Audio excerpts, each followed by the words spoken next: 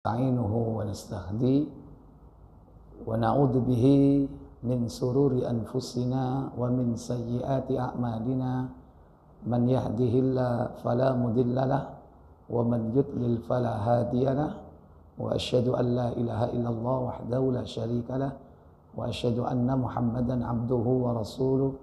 Allahumma salli wa sallim wa barik ala Muhammadin sallallahu alaihi wa ala alihi wa ashabihi wa man tabi'ahum bi ihsanin ila yaumiddin, amma ba'd. Marhaban, saya ucapkan selamat datang fi hudurikum, atas kehadiran para ibu dan bapak. Saya sebut para ibu karena banyak ibunya.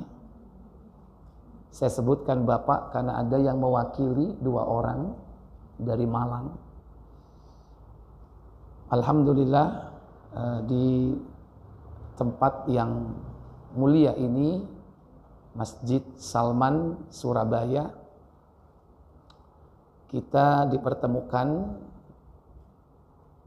dan saya mengucapkan selamat datang kepada ibu-ibu Majelis Taklim Al-A'raf, Masjid Al-A'raf, karena ada majelis taklim yang lain mungkin ya. Ini khusus untuk Majelis Taklim Al-A'raf karena masjidnya Al-A'raf. Alhamdulillah, kita dipertemukan di tempat ini sebagaimana rencana sebelumnya. Niat dari ibu-ibu jamaah Majelis Taklim Al-A'raf untuk berziarah ke tempat saya yang tidak jauh dari masjid ini.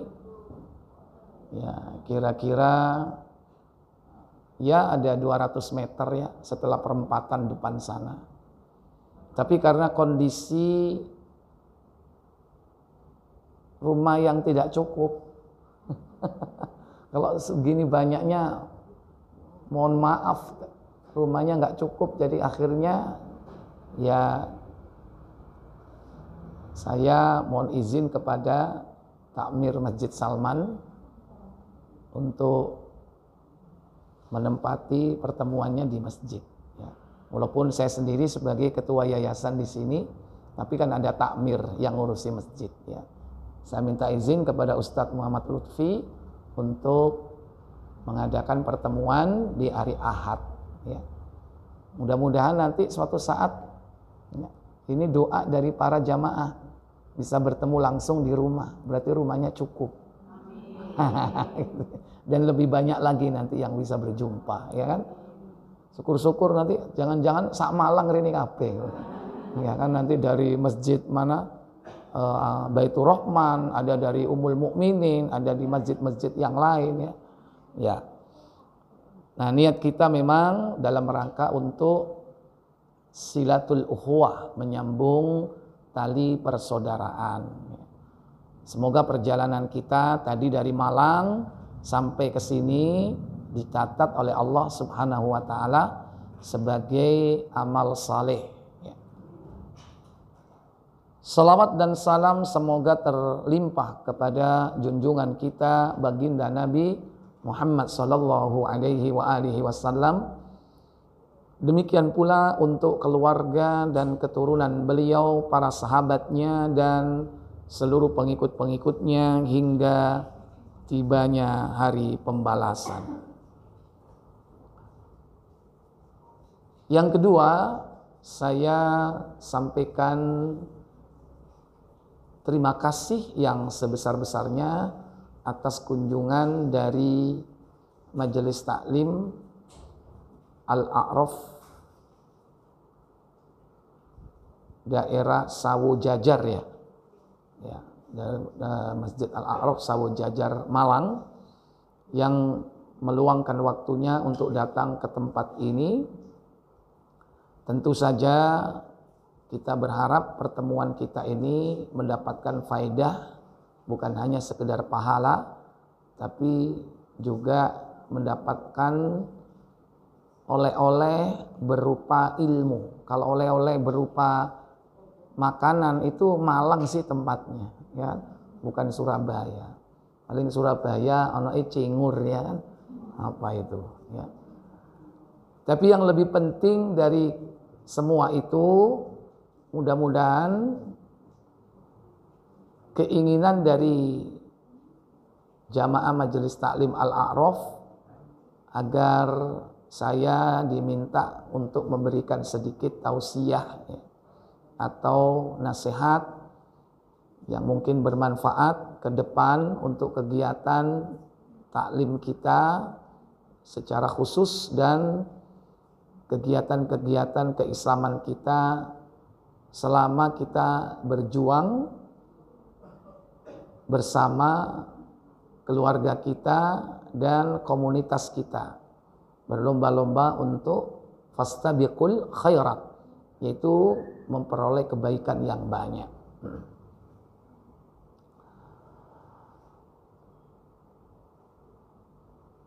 Bapak Ibu, saudara-saudari yang dirahmati Allah, tidak ada yang kita harapkan dalam kehidupan ini melainkan kebahagiaan. Kebahagiaan. Semua orang berharap mendapatkan kebahagiaan. Ada orang yang orientasi hidupnya ingin mendapatkan kesenangan. Maka ada kata senang, ada kata bahagia. Padahal sebetulnya dua perkara tersebut berbeda, tidak sama. Senang dan bahagia itu berbeda. Sementara banyak orang menganggapnya sama. Orang yang mendapatkan kesenangan belum tentu dia bahagia. Tapi orang yang bahagia menggiring kepada kesenangan. Meskipun ada orang bahagia tapi belum mendapatkan kesenangan itu. Tapi kesenangannya tertunda. Tapi di dalam kebahagiaan itu nanti berujung kepada kesenangan. Tapi kesenangan yang diraih oleh seseorang belum tentu suatu kebahagiaan. Al-Quran menyebut kebahagiaan itu dengan beberapa kalimat atau kata. Kadang Allah sebut dengan thayyibah, kebaikan. Kadang juga disebut dengan hasanah. Hasanah ya sama artinya baik. Thayyibah baik. Hasanah juga baik. Kadang juga disebut dengan al-khair. Al-khair juga baik, sama.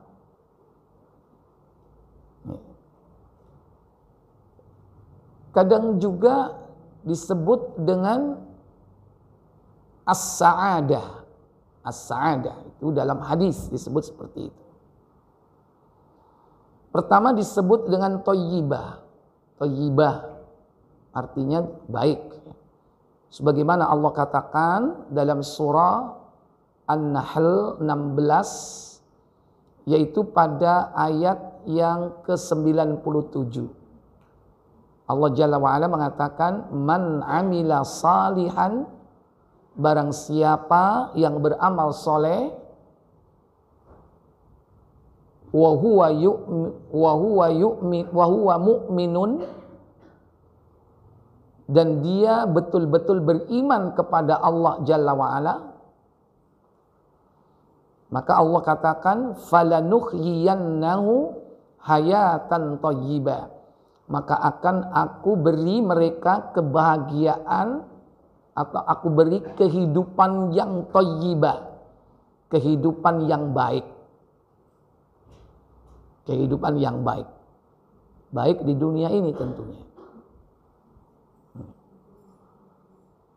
Kemudian Allah katakan pada statement berikutnya, walanajziyannahum ajrohum bi ahsani ma kanu ya'malun. Dan kami kelak akan balas mereka dengan balasan yang lebih baik dari apa yang telah mereka kerjakan. Balasan yang lebih baik di sini tidak lain adalah al-jannah, surga. Kalau tadi kehidupan yang baik di dunia, kemudian balasan yang terbaik yaitu surga. Jadi Allah sebut apa tadi? Thayyibah. Kadang juga disebut dengan hasanah. Hasanah sebagaimana doa kita yang kemudian Allah abadikan dalam surah Al-Baqarah ayat 201, yaitu Rabbana atina fid dunya hasanah. Wahai Rabb kami, berilah kami kebaikan atau kebahagiaan hidup di dunia. Wa fil akhirati hasanah, dan kebahagiaan hidup yang baik atau kebahagiaan, kebaikan di akhirat. Kemudian disempurnakan dengan apa? Waqina adzabannar. Kebahagiaan itu tidak merasakan sedikit pun azab. Karena bisa jadi akhir dari semuanya adalah kebahagiaan, tapi ngicipi neraka. Enak ndi? Masuk surga icip neraka, atau enggak masuk surga enggak mentas-mentas, masuk neraka enggak mentas-mentas? Enak mana? Pinginnya masuk surga gak icip-icip, ya kan? Langsung. Kalau sudah masuk tidak akan pernah keluar dari tempat itu. La yabghuna anha khiwala. Tidak akan pengen pindah dari tempat itu. Pasti pengen mancep di tempat itu. Menetap kalau sudah masuk surga. Nggak akan pernah pindah.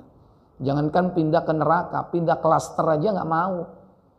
Tingkat ke 60 nggak pengen dong pindah ke tingkat 30 ya. Apalagi tingkat 100. Al-Firdaus itu surganya. Jadi tidak akan pernah keluar, tidak akan pernah pindah dari surga tersebut. Pengennya tetap tinggal di sana. Nah, kalau bisa seperti itu, nggak pernah mampir. Ya. Makanya kalimatnya waqina adzabannar, dan jauhkan kami dari azab neraka. Inilah doa yang setiap hari insya Allah kita baca selalu. Bahagia dunia, bahagia akhirat. Dalam hadis disebutkan asya bi khairin famata bi khairin. Hidup dalam keadaan baik dan mati dalam keadaan baik. Itu dalam Sahih Tirmizi ya. Nomor 33 berapa? 3333 ya. 3233. Jadi kalau ada seseorang itu melakukan kafarat, penghapusan dosa, penghapusan denda, kafarat, yaitu dengan melakukan 3 perkara yang menjadi perdebatan malaikat. 3 perkara itu adalah al-mukthu fil masajid ba'da salawat, yaitu berdiam diri, duduk di masjid setelah sholat fardu. Kemudian al-masyu alal aqdam ilal jama'at, berjalan dengan kaki menuju ke tempat sholat berjamaah. Dan yang ketiga isbaghul wudu fil makari, yaitu menyempurnakan wudu di saat-saat yang dibenci, yang tidak disukai. 3 ini jika dipraktekkan, kata Nabi, faman fa'ala dzalik, siapa yang melakukan hal itu, asya bi khairin, dia akan hidup di dunia ini dalam keadaan khair, baik. Famata bi khairin, dan dia akan mati dalam kondisi baik. Matinya husnul khatimah. Jadi hidupnya baik, matinya baik. Kalau matinya baik, husnul khatimah, insya Allah ujung-ujungnya adalah surga. Tidak ada tempat kecuali surga. Jadi kadang Allah sebut kebahagiaan itu dengan kalimat thayyibah, kadang hasanah, kadang al-khair, ya. Nah, doa yang kita ucapkan setiap saat, kebaikan dunia dan kebaikan akhirat yang kita minta dalam doa tersebut, yang seandainya orang tidak mau berdoa, pasti doa itu tidak pernah ketinggalan, makanya disebut dengan sapu jagat. Yang lain mungkin lupa, yang itu tidak pernah lupa, bahkan cukup itu aja, ya. Katanya mencakup semua doa, yang penting enak, bahagia dunia akhirat. Tapi yang terpenting di sini adalah makna daripada hasanah. Makna daripada kebahagiaan itu apa? Itu yang terpenting yang harus kita pahami. Supaya dalam hidup ini jangan sampai tertipu oleh dunia. Apa sih makna bahagia itu? Fid dunya hasanah wa fil akhirati hasanah. Ya. Kata Imam Al-Hasan Al-Basri dalam Sahih At-Tirmidzi, coba dibuka nomor 3488.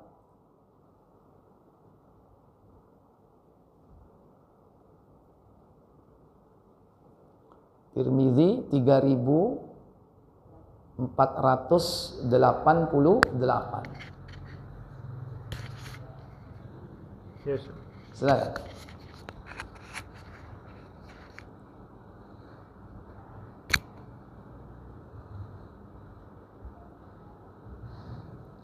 Harun bin Abdullah Al-Basar menceritakan kepada kami, Raw bin Ubadah menceritakan kepada kami dari Hisham bin Hasan dari Al-Hasan tentang firman Allah, wahai Rabb kami, berikanlah kepada kami kebaikan di dunia dan kebaikan di akhirat. Kebaikan di akhirat, kira-kira apa kebaikan di akhirat? Kebahagiaan di akhirat tidak ada lain kecuali apa? Jannah. Surga, nggak ada lain, semua sepakat. Semua ulama, semua manusia sepakat. Tapi yang tidak sepakat itu kebahagiaan dunia. Karena masing-masing punya definisi kebahagiaan.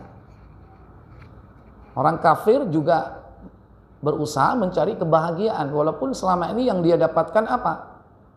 Kebahagiaan apa kesenangan? Orang kafir hanya dapat kesenangan, tapi tidak bahagia mereka. Kenapa tidak bahagia? Karena berbeda dalam memaknai kebahagiaan. Bahagia menurut orang kafir tercukupi semua kebutuhan duniawiyah.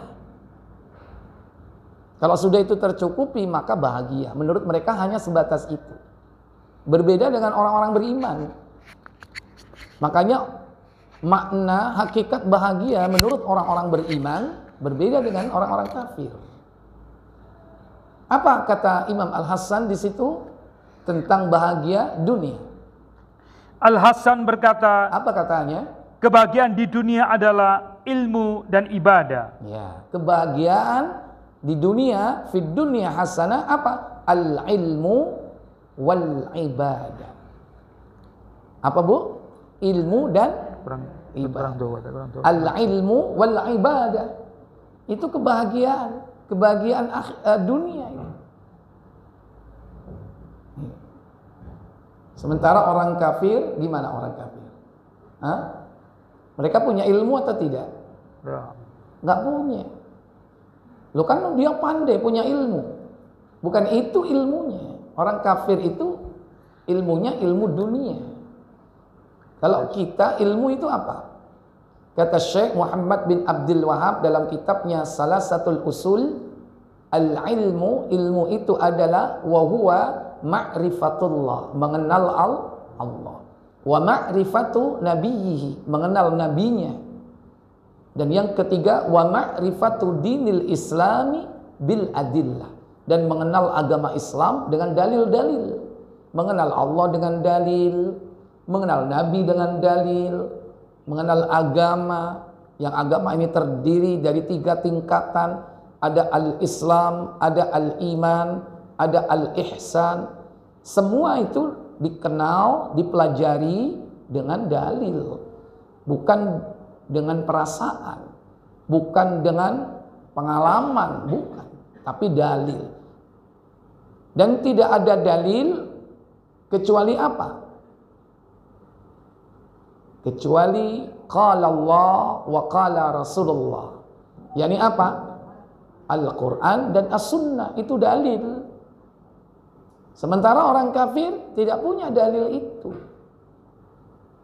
Makanya saya jamin orang kafir itu hidupnya senang tapi tidak bahagia. Nah, kita ini punya peluang besar untuk bahagia. Karena memang kita ini dianjurkan dalam hidup ini meraih 2 itu. Apa? Ilmu dan ibadah. Kita tiap hari kerjanya apa? Nuntut ilmu, ibadah, nuntut ilmu, ibadah, ya. Nuntut ilmu, ibadah, kan gitu. Tiada hari kecuali menuntut ilmu. Dan setelah ilmu itu diketahui, dipraktekkan, maka itulah yang disebut ibadah.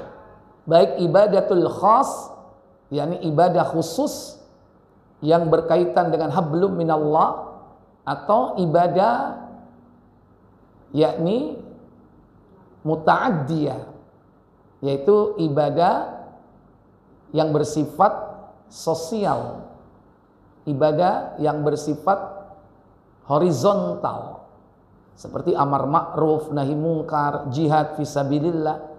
Adapun ibadah-ibadah mahdha, ibadah khusus itu apa? Salat, puasa, haji. Bahkan ada di antara keduanya, antara hablum minallah dan hablum minan nas, ada zakat, ada sedekah. Jadi orang itu bahagia dengan itu. Apabila orang itu memiliki apa? Ilmu dan ibadah. Adapun kebahagiaan akhirat, apa katanya? Lanjut.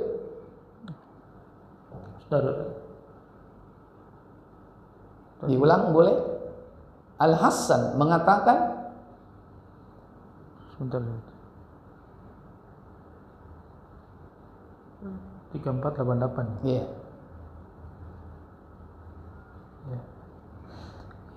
Al-Hasan, dari Al-Hasan tentang firman Allah, wahai Rabb kami, berikanlah kepada kami kebaikan di dunia dan kebaikan di akhirat.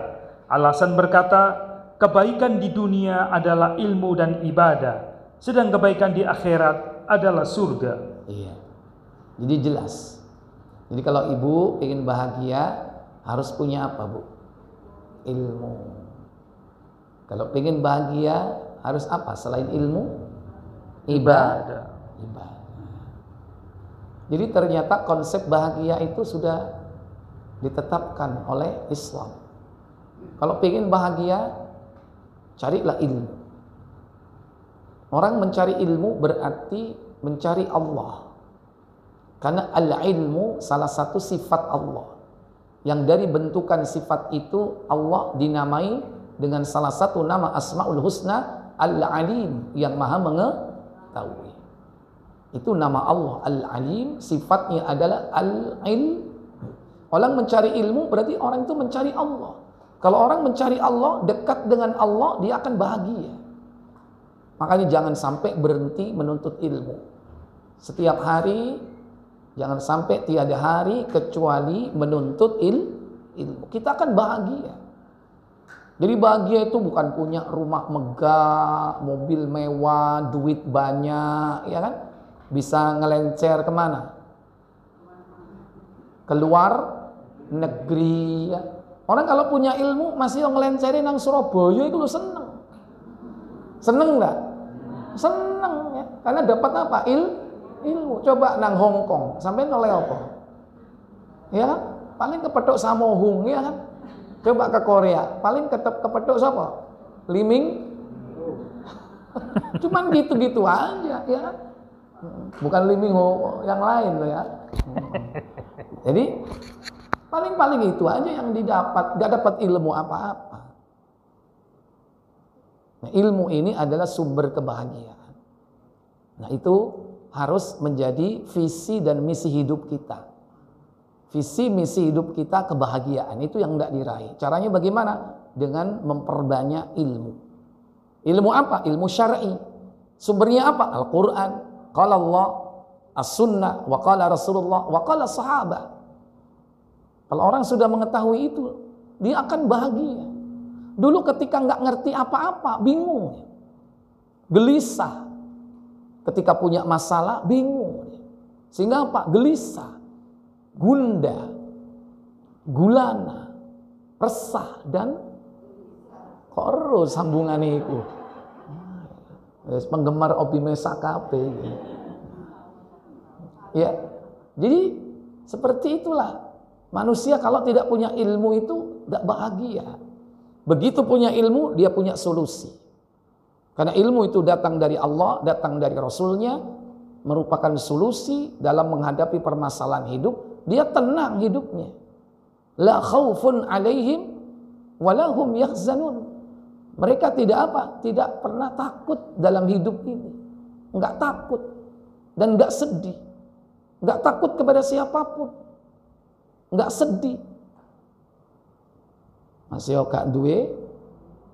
Loh kok mesti ngomong duwe? Enggak sedih, enggak takut oleh siapapun, enggak takut dengan keadaan apapun gitu. Karena dia punya ilmu. Orang yang punya ilmu diberikan oleh Allah Jalla wa'ala ketenangan hidup, kebahagiaan hidup. Apa-apa solusinya dasarnya ilmu. Enggak bingung dia. Kemudian setelah dia punya ilmu, diamalkan ilmu itu, dan itulah yang disebut dengan ibadah. Baik ibadah yang bersifat ritual, ada yang beribadah bersifat syariat, yaitu menegakkan syariat Allah. Ada yang bentuk ibadahnya ibadah sosial. Ibadah, misalnya ibadah ritual ya, salat itu ibadah ritual. Haji, umroh, ritual. Puasa termasuk ritual. Ada ibadah syariat. Melaksanakan ibadah dalam menegakkan syariat. Apa contohnya? Menutup aurat. Itu ibadah. Ibadah syariat. Contoh ya. Demikian pula ibadah syariat apalagi? Menuntut ilmu, wajib, diperintah oleh Allah. Ada lagi ibadah muamalah. Ya.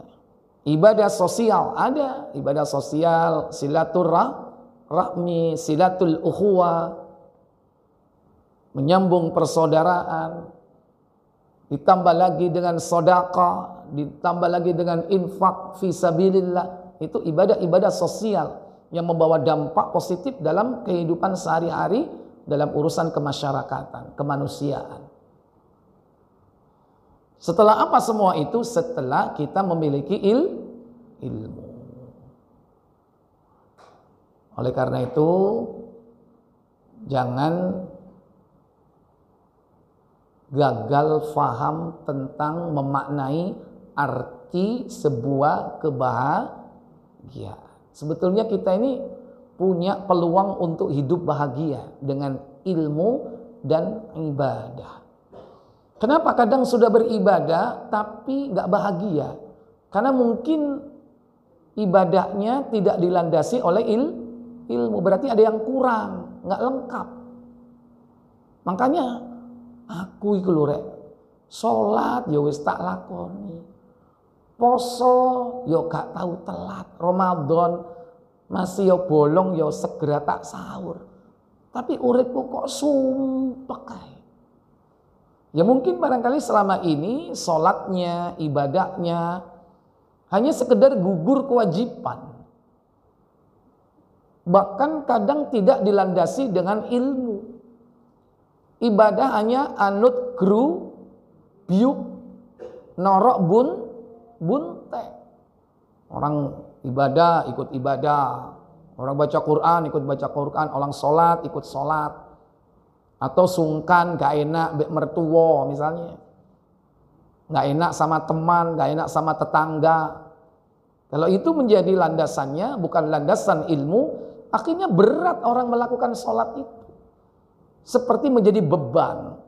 Padahal sholat itu sendiri merupakan kebutuhan pokok. Kalau jasmani kita makan tiap hari berapa kali? 3 kali. Sementara kebutuhan manusia terhadap agama itu lebih daripada kebutuhan makan kita. Kebutuhan seseorang terhadap din agama ini, terhadap ibadah, itu sama seperti kebutuhan manusia terhadap nafas. Putus nggak nafas itu? Kalau putus berarti mati. Jadi 24 jam kita tuh butuh agama. Kalau enggak pasti kita akan disesatkan oleh siapa? Syaitan. Karena di luar kita ini banyak musuh-musuh kita yang siap menggelincirkan kita, membinasakan kita, keluar dari kebahagiaan hakiki, masuk kepada kesenangan yang bersifat semu, dikeluarkan dari kebahagiaan. Itu siap nunggu lengahnya kita.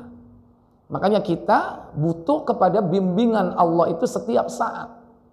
Maka jangan lupa kita minta kepada Allah, Ya Hayyu, Ya Qayyum, bi rahmatika astaghith, aslih li sa'ni kullah, wa la takilni ila nafsi tarfata'in. Wahai yang maha hidup, wahai yang maha mengurus seluruh makhluk secara terus menerus, dengan rahmatmu astaghith, kami beristighosa, minta pertolongan dengan sangat. Ya. Untuk apa? Aslih li sa'ni kullah, agar engkau memperbaiki keadaan kami semuanya.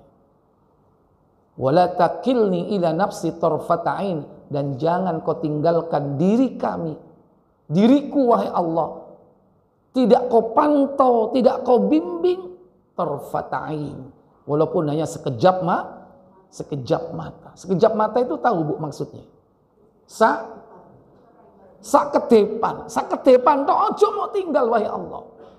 Berarti kita harus terus minta bimbingan dari Allah Jalla wa'ala. Kebutuhan kita kepada agama, kebutuhan kita kepada ilmu, kebutuhan kita kepada ibadah, yang inti statement besarnya adalah kebutuhan kita kepada Allah itu tidak boleh lepas, sedetik pun nggak boleh lepas. Kalau kita belum tentu makan Bu setiap jam, makan nggak? Apalagi setiap detik, nggak mungkin kita kecap-kecap terus kan, giling, enggak kan? Ada saatnya kita berhenti, waktu tidur berhenti, ya, waktu puasa kita berhenti. Tapi kebutuhan kita kepada din agama Allah ini setiap saat, 24 jam. Sehingga jangan menjadikan ibadah kita ini sebagai beban hidup. Justru itu merupakan kebutuhan. Cuman Allah bagi-bagi, ada yang khusus, ada yang umum. Ada yang khusus, ibadah khusus ini memang dengan kaifiyah, syarat-syarat, rukun, dan tata cara tertentu. Dan itu tidak full 24 jam. Tapi ibadah yang bersifat umum harus berlaku setiap saat. Bahkan dalam tidur itu pun, maka dianjurkan semuanya akan bernilai ibadah. Jika kita ikuti dengan apa? Ilmu. Tidurnya orang yang berilmu, ketika dia tidur dilandasi dengan ilmu, maka nilainya adalah apa? Ibadah. Sebelum tidur dia apa? Berwudu, ya kan? Kemudian sebelum tidur dia berzikir, baca doa, membaca kalimat-kalimat yang diajarkan Nabi, tidurnya dengan tata cara yang diajarkan Nabi, dengan adab-adab etika yang diajarkan oleh Rasul. Maka sepanjang tidurnya akan dinilai dengan ibadah. Kalau tidak, maka kalau usia 60 tahun berarti selama 20 tahun hidupnya untuk tidur. Kan sepertiga dari hidup kita kan tidur dalam sehari. 24 jam. Tidurnya berapa jam? 8 jam, bahkan lebih mungkin. Berarti sepertiga dari sehari. Kalau usianya 60 tahun, sepertiganya berapa? 20 tahun. Berarti 20 tahun hidupnya untuk apa? Untuk tidur. Berarti sia-sia enggak kalau tidak dilandasi dengan ilmu? Sehingga tidak dinilai ibadah. Sia-sia. Tidur hanya al-gedekno. Kak Wani nyebut. Ya, jadi siapapun di antara kita wajib untuk mengejar kebahagiaan, yaitu mengejar ilmu dan beribadah. Dan setiap hari itu terucap dalam ikrar kita bahwa tiada hari kita harus mencari ilmu. Tidak sekedar meminta, tapi itu ikrar, bukan hanya doa, tapi statement sebagai komitmen kita dalam hidup. Apa kalimatnya? Allahumma inni as'aluka ilman nafi'a wa rizqan thayyiba wa amalan mutaqabbala. Itu tidak sekedar doa itu. Itu kita ikrar. Komitmen kita dalam setiap hari itu menuntut ilmu. Wahai Allah, aku minta kepadamu ilmu yang bermanfaat. Lah kalau dia nggak pernah menuntut ilmu, apa yang dikasih? Ilmu yang bermanfaat. Mintanya ilman nafi'ah, tapi tiap hari di rumah ya, cekelan HP, ya, melirit, tangannya sampai keriting ya kan, pencet sana, pencet sini, nggak pernah berhenti. Dan yang dilihat bukan ilmu ya. Lagian cari ilmu melalui media seperti itu tidak sempurna kalau tidak hadir di majelis-majelis ilmu. Karena tidak akan mendapatkan fadilah menuntut ilmu dengan hadirnya para malaikat, ya kan? Hanya kadang kalau ada yang tanya, gimana Ustadz kalau menuntut ilmunya pakai online, Zoom? Itu bukan majelis ilmu. Majelis Zoom, ya. Bukan majelis ilmu. Kenapa? Karena bisa jadi ya, apa yang terjadi di masing-masing rumahnya itu tidak sesuai dengan adab etika. Kadang ustadznya memberi kajian, ya kan? Dia tidur, karena kamera dimatiin, ya kan? Dia tidur, nggak ngerti, tinggal turu. Itu. Kadang nggak beradab juga, apa? Pakai Zoom, pakai jilbab, bawahnya celana pendek, ya kan? Ya, yang penting kan kepalanya yang kelihatan, bawahnya kita nggak tahu. Ya, karena di rumah nggak ada siapa-siapa, di kamar kok kan, sumuk misalnya. Berarti fadilah majelis ilmunya tidak mendapatkan apa yang diharapkan dari pahala menuntut ilmu itu. Ya. Jadi tiap hari kita ini berikrar, bukan hanya meminta. Komitmen kita tiap hari itu harus mencari ilmu. Baru kemudian setelah itu dengan ilmu kita akan bisa bedakan mana halal, mana haram, mana baik, mana buruk, mana hak, mana batil. Makanya dengan cara kita melandasi aktivitas hidup kita dengan ilmu, aktivitas mencari maisha kita pun dilandasi dengan ilmu. Sehingga ketika kita bekerja, mencari maisha, kita tahu halal dan haram. Kenapa? Karena makanan yang halal ini akan menjadi urat ghirah kita dalam beramal saleh. Adapun sebaliknya, makanan yang haram itu bisa menjadi hijab, dinding penghalang untuk beramal soleh.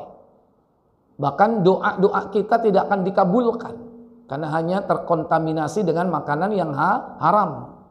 Makanya setelah ilmu yang bermanfaat, yang kita minta adalah rizqan thayyiban, rizki yang baik. Rizki yang baik yang bagaimana? Yang halalan, yang halal.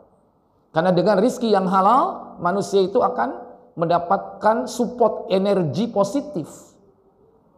Karena dihasilkan dari harta yang dengan cara yang halal, maka dia mendapatkan energi positif untuk beraktivitas, mewujudkan tujuan kehidupannya. Tidak ada tujuan kehidupan kecuali wa ma khalaqtul jinna wal insa illa liya'budun, mengabdi kepada Allah. Tapi kalau yang dimakan dari yang haram, dia akan mendapatkan energi negatif. Sehingga untuk melakukan ibadah susah. Bahkan bukan hanya itu, dia akan terhalangi, terhijab doa-doanya sampai kepada Allah. Makanya doanya tidak dikabulkan gara-gara makanannya haram. Baru setelah itu apa? Wa amalan mutaqabbala, yaitu amal ibadah yang diterima. Kalau kita lebih rinci lagi, kebahagiaan itu adalah ilmu dan ibadah. Ilmu yang bagaimana? Ilmu yang bermanfaat. Ibadah yang bagaimana? Ibadah yang diterima. Bagaimana caranya ilmu yang bermanfaat? Ya, kita menuntut ilmu dengan cara yang benar. Bukan kirim potelot dan pulpen supaya nanti bisa jawab sendiri tangannya. Ya, ujian ingin dapat ilmu tapi pakai cara-cara yang tidak syar'i. Atau dengan cara minum buku diobong marino dilebokno banyu ini diapakno? Diombe cek pinter lapo. Tapi pernah ada nggak yang seperti itu? Pernah ngelakoni juga? Yo, enggak, tapi dulu ya apa ya? Berarti kan pernah. Itu jadi pengalaman dan itu membuktikan bahwa seperti itu bukan cerita kosong, memang ada. Iya kan? Dan itu racun nggak itu yang diminum? Racun kan mengandung arang, berarti zat karnisogen, penyebab kanker malah orang bangga diminum. Bukan dengan cara seperti itu untuk mendapatkan ilmu. Itu cara-cara yang tidak benar. Mendapatkan ilmu itu hadir di majelis apa? Majelis ilmu itu yang benar. Jadi supaya ilmu kita bermanfaat. Di samping kita berdoa, Allahumma inni nas'aluka ilman nafi'an, atau Allahumma inni a'udzubika min ilmin la yanfa'. Wahai Allah, aku berlindung kepada Engkau daripada ilmu yang tidak bermanfaat. Baru kemudian setelah itu wa amalan mutaqabbala, amal yang diterima oleh Allah Jalla wa'ala. Bagaimana caranya agar amal kita diterima oleh Allah Jalla wa'ala? Landasannya ilmu. Apakah cukup dengan ilmu? Belum. Apa? Setelah kita melandasi amal kita dengan ilmu sehingga amal ini sampai kepada Allah, maka jangan lupa membersihkan makanan, minuman, pakaian kita dari yang haram. Apa? Berhenti sampai di situ? Belum cukup. Apa? Setelah kita mendapatkan semua itu, jaga, pelihara amal ibadah kita, terutama pahala-pahalanya. Jangan sampai hangus pahala-pahala amal ibadah kita. Dijaga, dipelihara. Semoga Allah Jalla wa'ala nanti mempertemukan kita di akhirat dengan amal ibadah kita dan lengkap, tidak berkurang sedikit pun. Karena bisa jadi kurang karena riya, habis, hangus. Bisa hangus semuanya karena apa? Syirik. Bisa diambil comot sana, comot sini. Untuk apa? Menutup kezaliman-kezaliman kita yang kita lakukan di dunia. Tidak kita selesaikan. Di akhirat nanti pahala-pahala amal kita akan diambil. Sehingga bolong sana, bolong sini. Untuk menutup, mengcover kezaliman-kezaliman kita di dunia. Sehingga akhirnya habis. Kalau sudah habis, kira-kira dosanya berkurang atau tidak? Tidak berkurang, bahkan kemungkinan besar malah bertambah. Ketika kita sudah tidak punya pahala, maka yang terjadi, orang-orang yang kita zalimi itu dosa-dosanya akan ditimpakan ke kita sesuai dengan kadar kezaliman kita. Nah, ini caranya memeliharanya agar amal kita diterima. Landasi dengan ilmu, jaga dari makanan dan minuman yang haram, dan pelihara pahala-pahala amal kita dari perbuatan-perbuatan zalim, baik zalim kepada Allah berupa syirik dan zalim kepada manusia yang tidak diselesaikan ketika dia hidup di dunia sebelum kematian. Kita selama Ramadan luar biasa ibadah kita. Habis-habisan kan. Kadang-kadang kita nggak tahu amal kita ini diterima apa enggak ya sama Allah. Ada nggak yang bisa pastikan amalnya diterima? Nggak ada. Makanya kita harus senantiasa berharap kepada Allah Jalla wa'ala agar amal kita diterima oleh Allah. Sampai-sampai Nabiullah Ibrahim berdoa setelah melaksanakan perintah Allah membangun Ka'bah apa? Rabbana taqabbal minna innaka antas sami'ul alim. Al-Baqarah 127. Rabbana, wahai Rabb kami, taqabbal minna, terimalah amal ibadah kami. Innaka anta, sesungguhnya engkau adalah as-sami, yang maha mendengar, al-alim, yang maha mengetahui. Ini Nabi Ibrahim loh ini, apalagi kita. Maka jangan lupa doa itu. Rabbana taqabbal minna innaka antas sami'ul alim. Minta kepada Allah, ya Allah terima amal kami. Ada lagi kadang orang berdoa dengan kalimat yang dibuat oleh para ulama, Rabbana taqabbal minna salatana wa siyamana wa ruku'ana wa sujudana wa tadarru'ana wa takhashu'ana wa jami'a a'malina, dan seluruh amal ibadah kami. Itu bukan dari hadis, tapi rangkaian yang dibuat oleh manusia agar amal-amal ibadah kita diterima oleh Allah Jalla wa'ala. Sama seperti para sahabat dulu kalau berjumpa setelah Ramadan, mereka saling mendoakan agar amal ibadahnya diterima. Makanya mereka bertemu, berjabat tangan, mengucapkan taqabbalallahu minna wa minkum. Kan itu doa. Taqabbalallahu, semoga Allah menerima amal ibadahmu, minna, ya, amal ibadah kami, wa minkum, dan juga kamu. Itu saling mendoakan. Maka dijawab taqabbal ya karim, wahai Allah yang maha mulia, terimalah.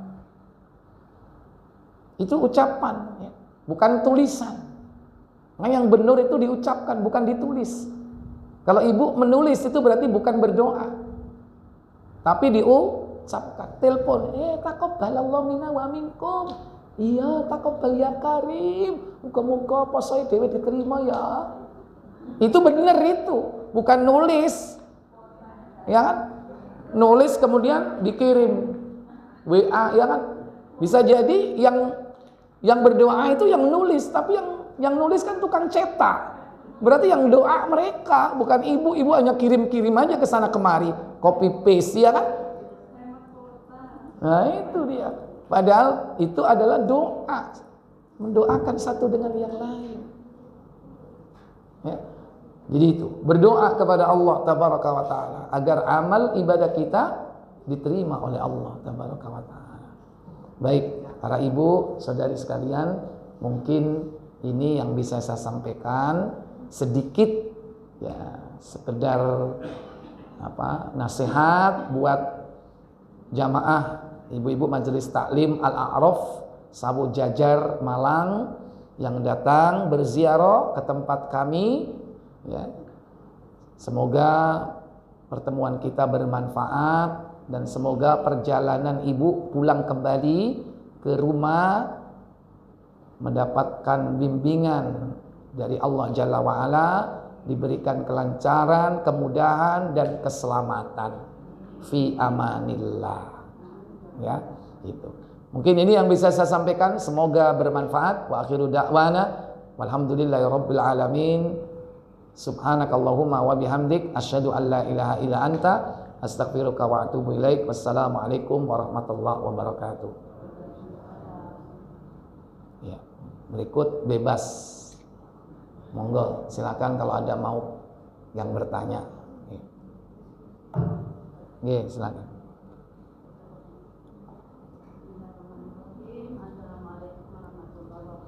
Waalaikumsalam warahmatullahi wabarakatuh.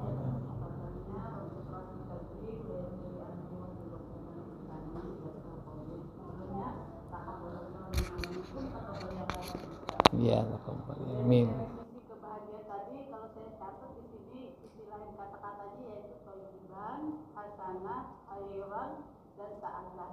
Kalau boleh saya tambahkan al-ma'ruf juga ya Ustaz. Terus al-ihsan sama barokah. Kalau secara sempit barokah itu kan kebaikan yang terus-menerus. Ya. Kalau secara luasnya bagaimana Ustaz? Mohon dijelaskan. Terima kasih. Assalamualaikum warahmatullahi wabarakatuh. Iya. Para ulama mendefinisikan barokah itu ziyadatun fil khair, tambahan di dalam kebaikan. Nah, tambahan di dalam kebaikan itu berarti memiliki sifat yang istimror. Istimror itu ajeg, ya, terus menerus. Itu kalau ditinjau dari segi jumlah, quantity atau jumlah. Adapun keberkahan itu yang paling utama yakni ditinjau dari segi quality, kualitas. Nah, jumlah itu berarti bisa dihitung dengan angka. Kalau kualitas itu nilai. Artinya dia memiliki nilai yang tinggi, nilai yang sempurna. Makanya orang yang mendapatkan keberkahan itu dia mendapatkan kualitas yang terbaik, kualitas yang tertinggi. Siapakah orang yang menjadi figur contoh manusia yang mendapatkan berkah dari Allah? Tidak ada lain kecuali Nabi kita. Beliau adalah orang yang diberkati oleh Allah Jalla wa'ala hidupnya. Pertama, karena beliau adalah manusia yang memenuhi persyaratan untuk mendapatkan berkah itu. Karena tidak ada manusia yang paling bertakwa kecuali Nabi. Sementara syarat mendapatkan keberkahan itu adalah takwa. Kata Allah dalam surah Al-A'raf surat 7 ayat 96, "Walau anna ahlal qura amanu wattaqau lafatahna 'alaihim barakatim minas sama'i wal ardi." Sekiranya penduduk suatu negeri itu beriman dan bertakwa, niscaya akan aku turunkan berkah itu dari langit dan bumi. Nah, tidak ada manusia yang paling beriman, kualitas imannya terbaik dan takwanya terbaik kecuali Nabi kita Muhammad. Makanya beliau mendapatkan keberkahan terbaik. Wujud dari ketakwaan itu apa? Yang menghasilkan keberkahan. Yaitu contohnya bersilaturahmi. Nabi sendiri mengatakan man sarrahu ayyub sato ala rizki wa ayyun sa'afi athari falyasil rahimahu. Siapa yang pengen rizkinya dilapangkan dan usianya ditambah oleh Allah, maka sambunglah silaturahmi. Ini diucapkan oleh Nabi. Hadis riwayat Muslim di nomor 2287 kalau tidak 86. 2186 atau 2286 ya. Di situ tentang silaturahmi. Siapa yang pengen dilapangkan rizkinya, dipanjangkan usianya, maka sambunglah silaturahmi. Nah, sementara silaturahmi itu bagian dari ketakwaan. Tidak ada manusia yang paling bertakwa, the bestnya kecuali Nabi kita Muhammad. Dan beliau sangat terkenal sebelum beliau mendapatkan wahyu. Beliau adalah orang yang sangat ketat dalam menyambung tali silaturahmi. Itu Rasulullah. Makanya beliau dilapangkan rizkinya. Kalau kita lihat kehidupannya, beliau kaya raya atau tidak? Enggak, tidak kaya raya hidupnya. Kadang beliau enggak makan dalam sehari. Bahkan maksimal beliau enggak makan 3 hari. Terlihat pada apa? Batu yang ada di ikat pinggangnya. Kalau ada 3 batu berarti itu 3 hari enggak makan. Nah, sampean enggak. Ya. Bukan batu, ake ya. Bukan ake untuk ganjel makanan, tapi apa? Dodolan ya. Beda. Itu beliau. Tapi beliau hidupnya diberkati oleh Allah. rizkinya dilapangkan. Ternyata apa? Rizki itu apa? Rizki ilmu, rizki apa? Istri, rizki apa? Umat semakin bertambah.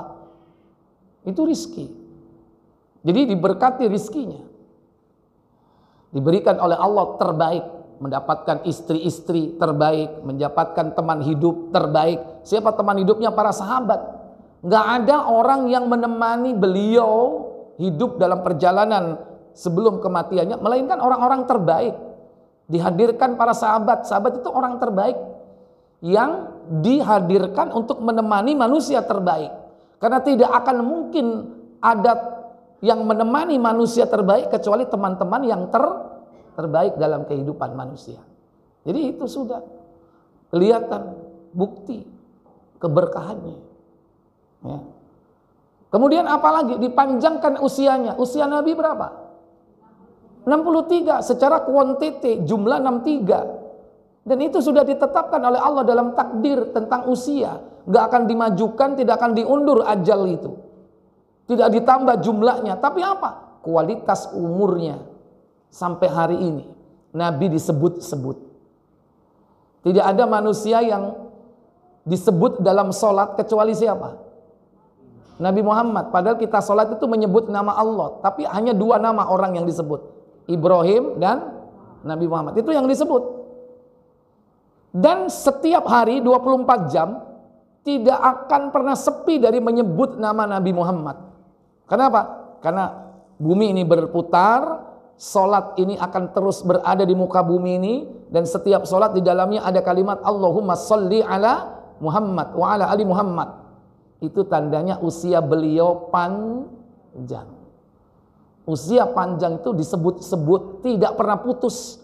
Dan menyebutnya bukan menyebut keburukan, tapi kebaikan. Apa? Isinya doa. Allahumma sholli ala Muhammad. Semoga Allah melimpahkan rahmat kepada Nabi Muhammad. Itu umur panjang, itu tanda umur panjang. Makanya orang-orang yang menerapkan sebagaimana Nabi Muhammad menerapkan bentuk-bentuk ketakwaan, salah satunya menyambung silaturahmi, maka usianya panjang. Karya-karya para ulama dulu sampai sekarang disebut-sebut karyanya, dipelajari karya-karyanya, itu menandakan usia dia panjang sampai hari ini. Tapi ada orang yang begitu meninggal selesai, nggak ada yang ingat kecuali hanya keluarganya. Itu pun kalau ingat, kalau nggak ingat ya selesai. Kalau keluarganya mati, putus generasinya, sudah selesai, nggak ada yang ingat. Beda dengan Nabi kita Muhammad SAW. Salah satunya apa? Sebab karena beliau senantiasa menyambung silaturahmi. Jadi itu yang lebih utama bukan hanya jumlah yang bertambah, tapi kualitas. Yang kedua, sesuatu berkah itu apabila dimanfaatkan oleh seseorang, dia semakin dekat dengan Allah. Orang yang rizkinya berkah, semakin bertambah rizkinya, dia semakin dekat dengan Allah. Rizki bertambah, bisnis moncer, tapi semakin jauh dari Allah, berarti berkah atau enggak hasilnya? Enggak. Pesanan jajan akeh, tapi sembahyang telat. Berkah atau enggak itu hasilnya? Enggak berkah. Rizki yang berkah itu rizki yang semakin hari dikonsumsi semakin dekat dengan Allah. Itu berarti rizki yang berkah. Kalau kita bertambah rizki tapi jauh dari Allah dan semakin jauh, berarti itu rizkinya tidak berkah. Nah, itu saja indikasinya. Paling gampang dalam hidup ini.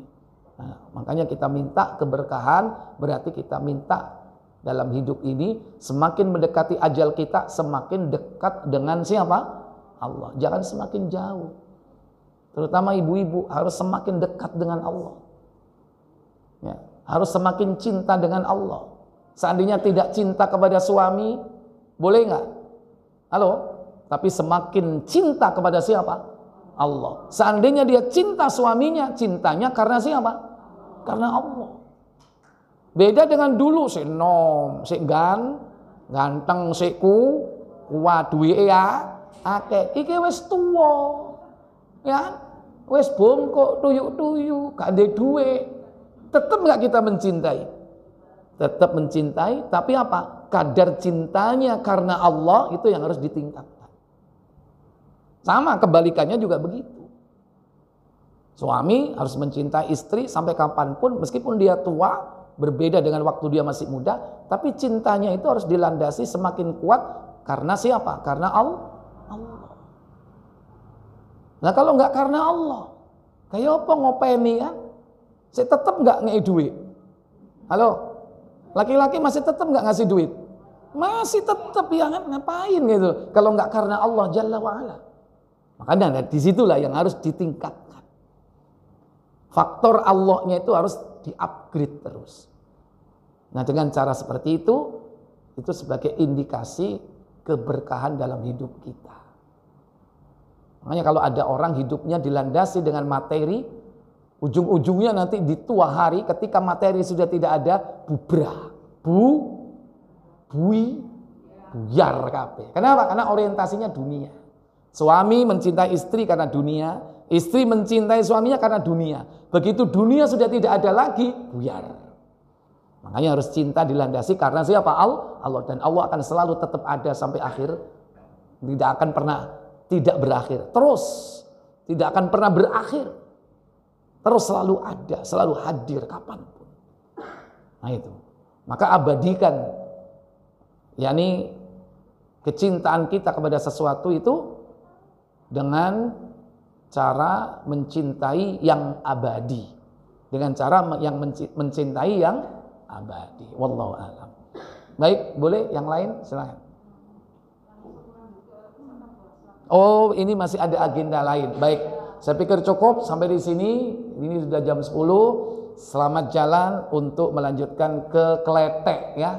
Monggo silakan. Semoga bermanfaat. Semoga Allah Jalla wa'ala memudahkan kita semua. Fi amanillah wa akhiru da'wana walhamdulillahirabbil alamin. Subhanakallahumma wa bihamdik asyhadu an la ilaha illa anta astaghfiruka wa atubu ilaik. Wassalamualaikum warahmatullahi wabarakatuh. Silakan. Nggih, monggo direkaken. Kathah nggih.